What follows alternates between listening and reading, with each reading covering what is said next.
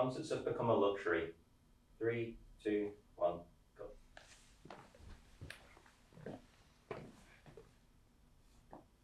For my point, it depends how you define a luxury. Is if it's something you like, then you'll save up for it. Well, we used to in the old days. So,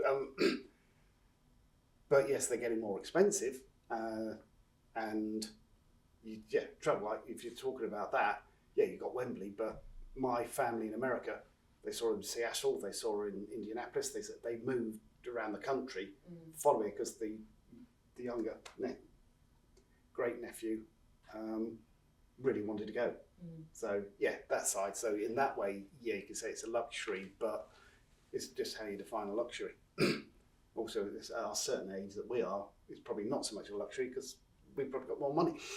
But I think obviously student budget plays into that. Absolutely plays into that. Certainly compared to my student days, as I said, it was tenner, £2.50, student union. You know, it wasn't that big a deal. But now, you don't have that accessibility that we had to be able to do it and see. If they're on top of the pops, they'll be in the union. That sort of thing. Which you don't have. For younger people nowadays, it has become more of a make or break thing. I either will or will not go to this concert simply because of financial reasons. Yes. I mean, I've got a concert planned in July, and in order, because I really wanted to see this artist, I ended up getting early access tickets because that was what was available. And so I spent the extra money to get to go. And so I didn't have to spend that much if I'd have been in the queue earlier, or if I'd have, or any number of things.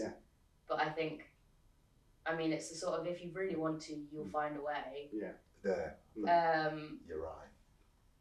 When there's a will, there's a way. And I think it helps if you've got a car now. If you've got to go somewhere, to avoid paying 200 quid for a hotel and all that sort of thing. If you've got a car, that helps. So it's less of a luxury in terms of ticket. It's just things that go with it that can become luxury. But there's also, we mustn't forget how accessible, and we've talked about this in the last question. It's actually quite easy to go and see live music. You don't actually need to pay. There's a lot of pubs have somebody on a Friday night. And what I've found, especially the last 5 or 6 years, is that there's a tribute act scene that's going on, which you might not be aware of or don't know about yet. But the bands that we went to see in caravan parks, and I think that's that sort of thing. There was a Bon Jovi tribute. I think that was the last one I saw. And they can be really good. They are. I've started to go to them a lot more than your ordinary gigs, let's just say. So I'm no longer coming to the Apollo in Manchester particularly. I'm going to, there's a pub in Blackpool that has a regular sort of thing. It's either free or sort of £5 to get in. And for a couple of hours, I can relive my youth for a fiver. So, and you can tell that the guys on stage, they're all fans.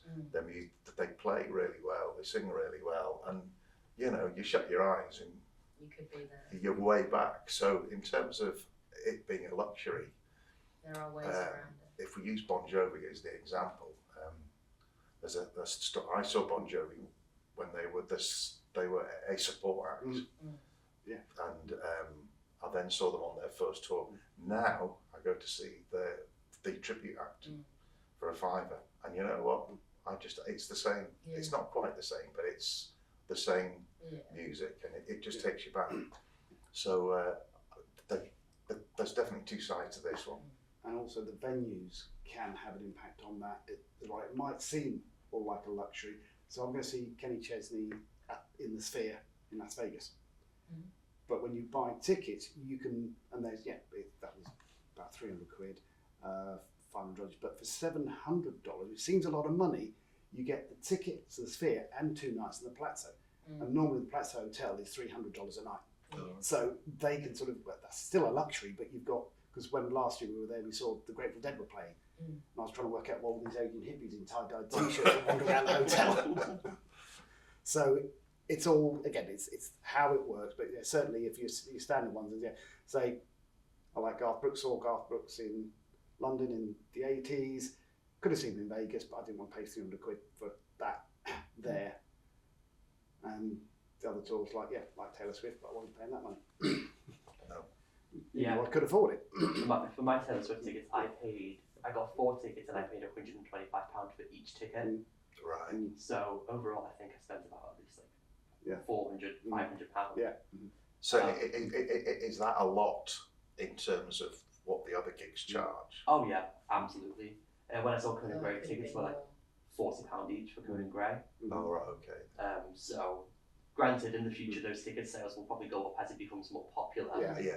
Because I saw Taylor Swift in Wembley Stadium. I saw Conan Gray in the Manchester Apollo. Yeah. Right. Very different stadium. Yeah. Very different venues. Yeah. Different availability, different access. Yeah. But Yeah. you can see where I'm going. It is a luxury because there's now this pressure on the younger community that you must go see this artist. You must go see live music if you like the artist. Otherwise, you're missing out. You're not a true fan. Yeah. Things like that. You must take part in this. Otherwise, you're not a real fan. Yeah, don't think that's changed. I think I wouldn't say there was pressure when I was your age, but there was a gang that you were in, you know, and we all went. And if somebody couldn't go for whatever reason, you know, the mums are thinking that they couldn't, then there was a bit of sort of jibing going on, you know. But that happened to us all. So there was a sort of core of maybe 12, and there was always at least eight of that 12 went. It was not always the same age. Yeah. But there was pressure to. But our ribbon was face to face, not splashed all over social media. Well, there is that, and I don't know what pressure that brings. I really don't.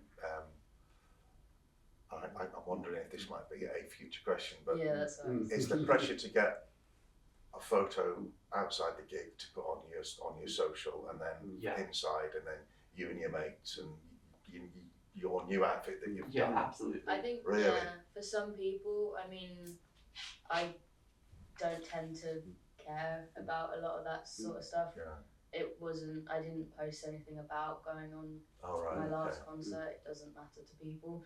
But I know that it does matter to some people. And particularly big concerts like Taylor Swift, where so many people wanted to go and couldn't. It's almost a little bit of like, I managed to, I was there. Oh, I see. It feels, yeah. particularly with the like sphere of influence that this tour has got, it's almost like, where were you when this was happening?